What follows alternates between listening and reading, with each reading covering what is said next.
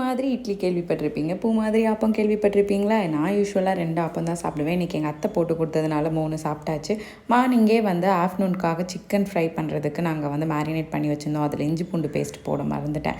சரின்னு இஞ்சி பூண்டு பேஸ்ட்டு அரைச்சதுக்கப்புறம் ஃபுல்லாக ஆட் பண்ணிட்டேன். அப்புறம் கொஞ்சம் டைம் இருந்துச்சு, ஆருஷும் முழிச்சு விளாண்டுட்டு இருந்தான். அந்த டைமில் வீட்டில் இருந்து ஹைபிஸ்கஸ் கூட கொஞ்சம் ஆயில், கர்ட், லெமன்லாம் போட்டு அதை நல்லா கிரைண்ட் பண்ணி all over the hair apply பண்ணிட்டேன்.